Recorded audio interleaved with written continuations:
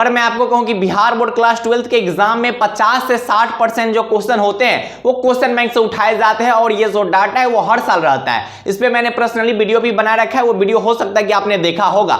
भैया question bank पढ़ने का कुछ तरीका होता है। अगर मैं आपको ये जो तरीका बताने जा रहा हूं, इस तरीका को अगर आप फॉलो कर लेते हो तो जो भी आपका टारगेट है उस टारगेट को आप अचीव कर लीजिएगा। देखिए टॉपर्स भी पढ़ते हैं, नॉर्मल स्टूडेंट भी पढ़ते हैं, लेकिन उस दोनों के बीच में अंतर क्या होता है? तो स्मार्ट स्टडी का। पढ़ाई सब करते हैं, लेकिन पढ़ाई का सही तरीका क्या होना चाहिए, किस समय किस चीज पे एफर्ट लगाना चाहिए, क्या आपका प्लानिंग होना चाहिए, वो सब कुछ पे ध्यान रखना होता है। तो आप सभी प्यारे प्यारे भाइयों और आप सभी प्यारी प्यारी बहनों का स्वागत है बिहार बोर्ड के इस फर्स्ट गाइडेंस चैनल पे, जहां पे आपको बिहार बोर्ड क्लास 12 के एग्जाम के लिए बहुत अच्छे ढंग से प्रिपेयर किया जाता है और हर एक रियलिटी आपको यहां पे बिहार बोर्ड क्लास 12 के एग्जाम के लिए बताया जाता है। तो भैया क्वेश्चन बैंक पढ़ने का क्या ऐसा तरीका है जिससे मेरा जो भी टारगेट है, आपका टारगेट हो 450 प्लस 400 प्लस, जो भी आपका टारगेट है उस टारगेट को आप अचीव कर लीजिएगा। मैं जो आपको तरीका बताने जा रहा हूं बस इस तरीका को आप फॉलो कर लीजिएगा। उससे पहले आपको एक जानकारी दे दूं कि अभी तक बहुत सारे मेरे भाई बहन यहाँ पे आए हुए हैं जो अभी तक कुछ नहीं पढ़े होंगे। उनको फिजिक्स में डर लग रहा होगा, केमिस्ट्री में डर लग रहा हो, हिंदी में डर लग रहा हो, इंग्लिश में डर लगा हो। तो केटी भैया द्वारा 2023 और 2024 में जितने भी क्वेश्चंस गेस करवाए थे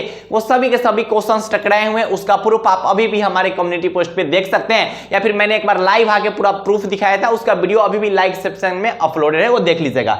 तो केटी भैया का जो योद्धा नोट्स है जहां से क्वेश्चन हर साल टकराता है, उस नोट्स पर अभी आपको 35% का डिस्काउंट मिल रहा है। तो जो भी मेरे भाई अभी डर रहे हैं, जिनको कुछ समझ नहीं आ रहा है कि भैया अब क्या होगा, अब बहुत कम टाइम बचा हुआ है, हमने कुछ भी नहीं पढ़ा है, उन सभी भाइयों से मेरा रिक्वेस्ट है कि एक बार आप योद्धा नोट्स पढ़ के देख लीजिए। उस पर जब 2025 के एग्जाम होगा ना, एग्जाम में आग उगलोगे, ऐसा नोट्स है। ठीक है, बहुत सारे भाई बहन का प्यार मिला हुआ है इस नोट्स को, बहुत सारे भाई बहन, हजारों भाई बहन का प्यार मिला इस नोट्स को, हजारों भाई बहन। ठीक है, बहुत हजार।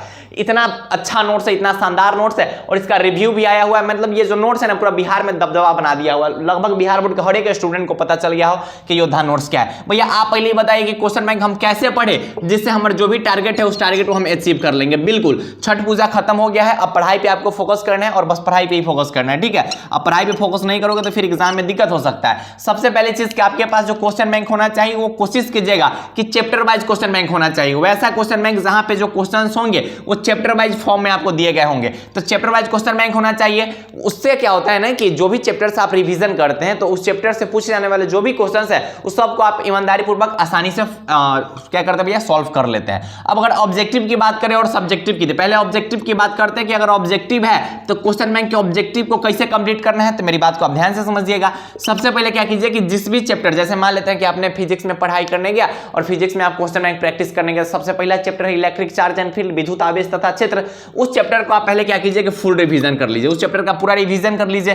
चैप्टर के रिवीजन करने के बाद आप ऑब्जेक्टिव सेक्शन ओपन कीजिए जिस चैप्टर का आपने रिवीजन किया है और उसका टेस्ट आपको देना है। टेस्ट मैं बोल रहा हूं, ये नहीं बोल रहा हूं कि आप उसको याद कीजिए, टेस्ट। और टेस्ट का मतलब कैसा होना चाहिए कि आप एक शीट ले लीजिए, उस पर लिख लीजिए पहला, दूसरा, तीसरा, चौथा, पांचवा, ऐसे लिख के चलिए। पहला का आपने ए बनाया, चलिए दूसरा का आपने सी बनाया, फिर तीसरा का आपने डी बनाया, फिर चौथा का आपने ए बनाया। ऐसे करते करते जितने भी ऑब्जेक्टिव क्वेश्चन है उस सभी ऑब्जेक्टिव क्वेश्चन का आपको टेस्ट देना है। उसके बाद आंसर की तो रहता ही क्वेश्चन बैंक में आपको आंसर की मिलाना है और आपको चेक करना है। आंसर की मिला के चेक कीजिए कि आपने कितना सही किया है और कितना गलत किया है। लगभग आप 80% अगर आप सही कर पा रहे हैं बिहार बोर्ड क्लास 12 के क्वेश्चन बैंक से, मिनिमम 80% अगर आपके सही हो रहे हैं, इसका मतलब है कि उस चैप्टर का जो ऑब्जेक्टिव है आपका अच्छा खासा है, दिक्कत ज्यादा समझने की बात होंगी नहीं।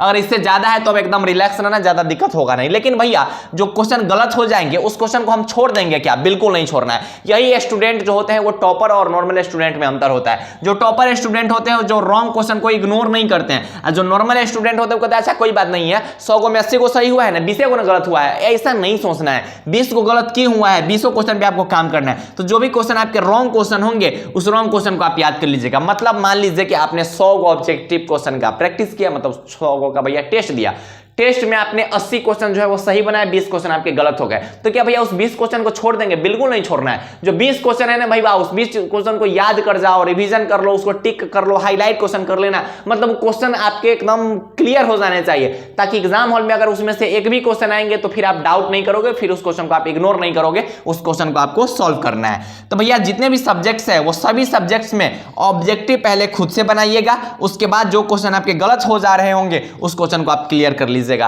आप हर एक सब्जेक्ट में ऐसा कीजिएगा, फिजिक्स हो, केमिस्ट्री हो, हिंदी हो, इंग्लिश हो, बायोलॉजी हो, मैथमेटिक्स हो, वो हर एक सब्जेक्ट में जो भी अगर आप क्वेश्चन बैंक पढ़ने जा रहे हैं तो क्वेश्चन बैंक के ऑब्जेक्टिव को सीधे मत पढ़ने लगिएगा, सीधे मत रटने लगिएगा। नहीं, ऐसा नहीं होगा।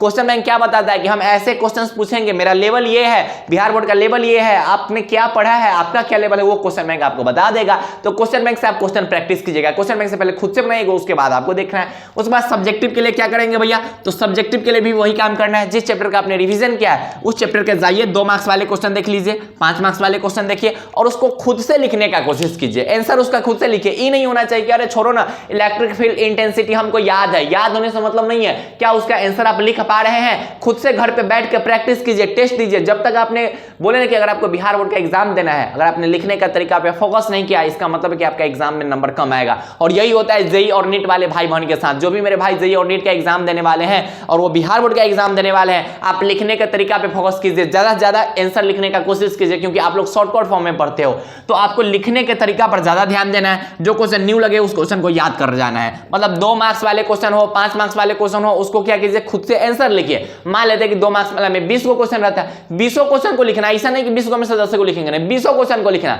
20 को में से मान लेते हैं कि 4 को क्वेश्चन तो नहीं बना पाया, 16 क्वेश्चन बना लिया, चलो अच्छा खासा लेवल है आपका, ठीक है। अगर आप 20 क्वेश्चन में से फिजिक्स हो, केमिस्ट्री हो, बायोलॉजी हो, अगर आप 20 को 2 नंबरी क्वेश्चन में से अगर 12-13 को बना रहे हो, अगर क्वेश्चन बैंक का लगभग 19 से 23 तक या फिर 19 से 24 तक का, इसका मतलब है कि आप एग्जाम हॉल में जो 2025 का एग्जाम होगा उस एग्जाम में भी आप 2 मार्क्स वाले क्वेश्चन फोड़ के आइएगा। मैं आपको बता रहा हूं, पहले ही बता रहा हूं। तो आपको क्या करना है कि लिखने के तरीका पे फोकस करना है। जो भी 2 मार्क्स वाले क्वेश्चन है, 5 मार्क्स वाले क्वेश्चन है, उसको घर पे क्लियर कीजिए, घर पे पढ़ाई करने का कोशिश कीजिए, घर पर लिखने का कोशिश कीजिए और उसको खुद से मिलाइए। फिर बाद में खुद से नंबर दीजिए कि अच्छा चलो 2 नंबर इसको देंगे, 2 नंबर इसको देंगे, 2 नंबर इसको देंगे, 5 नंबर में इसको 4 नंबर देंगे, हालांकि ठीक से ड्राइव नहीं किया हुआ है। तो ऐसे खुद से काम करना है आपको, मतलब खुद का मास्टर आपको खुद बनना है। तो ये सब जो काम होता है वो टॉपर्स का काम होता है। टॉपर्स क्वेश्चन बैंक को रटने नहीं लगते हैं, वो जो क्वेश्चन उनसे नहीं हो पाएगा उस क्वेश्चन को याद करेंगे। लेकिन पहले आप अपना खुद का लेवल चेक कीजिए कि आप किस लेवल में हो। मान लेते हैं कि सॉलिड स्टेट का आपका अच्छा खासा नहीं गया टेस्ट, इसका मतलब है कि सॉलिड स्टेट आपका कंप्लीट नहीं, तो उस चैप्टर को अच्छे से कंप्लीट कीजिए। तो ये होता है पढ़ाई का सही तरीका। तो आप आए हुए भैया बिहार बोर्ड के फर्स्ट गाइडेंस चैनल पे, तो आपका हक बनता है कि चैनल को सब्सक्राइब कर दे और जो कंटेंट है भैया इसी टाइप के जो वीडियोस है वो आपके समक्ष आते रहेंगे और पढ़ाई इस ढंग से करते रहिएगा। जो भी आपका टारगेट है वो जरूर अचीव होगा। 2025 के एग्जाम में ना पूरा इलाका शांत कर देना है। इस चीज के लिए आपके सपोर्ट की जरूरत है, आपके प्यार की जरूरत है और केटी बिहार बोर्ड पे 100 के भाई बहन का जो मिशन है वो भी आपको पूरा करना है। इसमें भी आप अपना प्यार बनाए रखिएगा। तो पढ़ाई इस ढंग से करते रहिए। बाय बाय, टेक केयर, जय हिंद, लव यू ऑल।